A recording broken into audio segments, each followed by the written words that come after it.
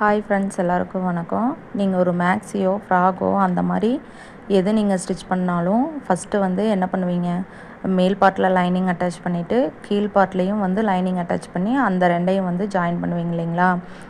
அந்த மாதிரி ஜாயின் பண்ணிட்டீங்கன்னா அதுக்கப்புறமா வந்து அந்த இடத்துல வந்து ஓவர்லாக் போட்டு ஃபினிஷ் பண்ணுற மாதிரி இருக்கும்.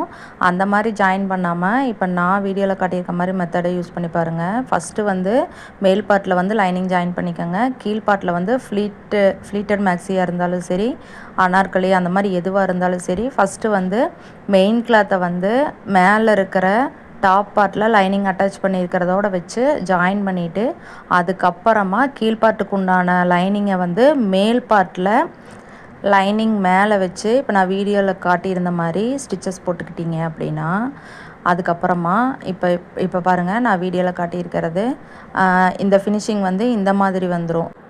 இப்போ பாருங்கள், பிசுறு பக்கம் வந்து லைனிங்க்கும் மெயின் கிளாத்துக்கும் இடையில வந்து வந்துடும். அந்த இடத்துல நம்ம ஓவர்லாக் போடலைனாலும் ஒன்றும் பிரச்சனை இல்லை, ஃபினிஷிங் வந்து சூப்பராக இருக்கும். பேக் சைடு பாருங்கள், லைனிங் ரெண்டும் ஜாயிண்ட் ஆன மாதிரி இருக்கும். இந்த வீடியோ உங்களுக்கு பிடிச்சிருந்தா லைக் பண்ணுங்கள், ஷேர் பண்ணுங்கள், கமெண்ட் பண்ணுங்கள். Thank you friends.